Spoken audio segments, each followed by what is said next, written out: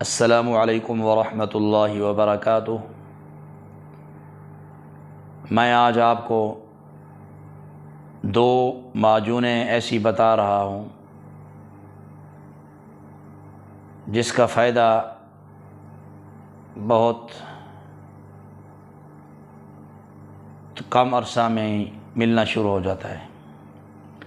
آپ میں سے جو مرد حضرات جوانی کی غلط کاری کی وجہ سے یا بڑھاپے میں یا عمر جو ہے نا 40 سے اوپر ہو جائے، قوا کمزور ہو جائیں، مردانہ قوت ختم ہو جائے، منی پتری ہو جائے، ٹائمنگ کم ہو جائے، میں آپ دوستوں کو اس ویڈیو میں دو معجونیں بتا رہا ہوں جو کہ آپ نے دونوں کو ملا کر آپس میں اچھی طرح مکس کر کے استعمال کرنی ہے۔ اور یہ یاد رہے، یہ جو میں ابھی معجونیں آپ کو بتانے والا ہوں، بلڈ پریشر کے مریض ہرگز انہیں استعمال نہ کریں۔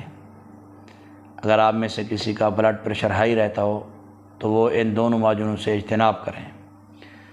اگر بالفرض آپ انہیں استعمال کرنا چاہیں تو کرشی کی شفائی ٹیبلٹ صبح و شام ایک استعمال کریں، یا پھر اجمل کی 54 نمبر ٹیبلٹ ہے جو کہ بلڈ پریشر ہائی ہو اسے بالکل بلڈ پریشر ہائی ٹھیک ہو جاتا ہے، کنٹرول میں رہتا ہے۔ وہ ساتھ ساتھ اگر یہ ٹیبلٹ استعمال کر لیں تو انہیں فائدہ ہوگا۔ معجونیں آپ نوٹ فرما لیں۔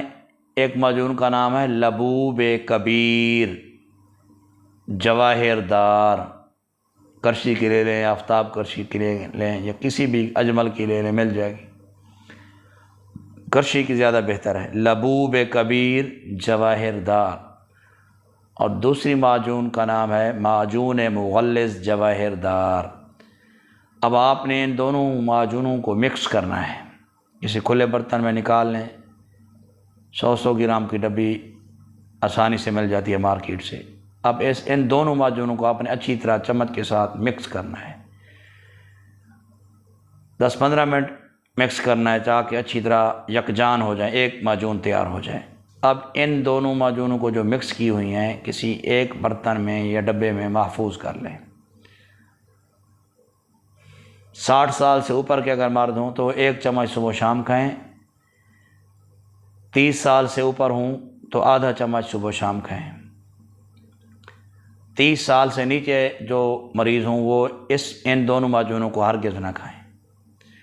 بس ان دونوں معجونوں کو آپ 2 سے 3 ماہ استعمال کریں، انشاءاللہ آپ کی جوانی پھر واپس لوٹ آئے گی، اور اگر جراثیم کے اندر کمی ہوگی وہ بھی دور ہو جائے گی، اور جریان احتلام کا بھی خاتمہ ہوگا، اور منی گاڑی ہو جائے گی، ٹائمنگ بڑھ جائے گی۔ بہت فائدہ مند ہیں یہ دونوں معجونیں، جسم کو طاقت اور قوت، بے پناہ قوت حاصل ہوتی ہے۔ اور اگر آپ میں سے کسی کا عضو تناسل کمزور ہو تو وہ ساتھ ساتھ کوئی طلا بھی استعمال کرتے رہیں۔ السلام علیکم ورحمۃ اللہ۔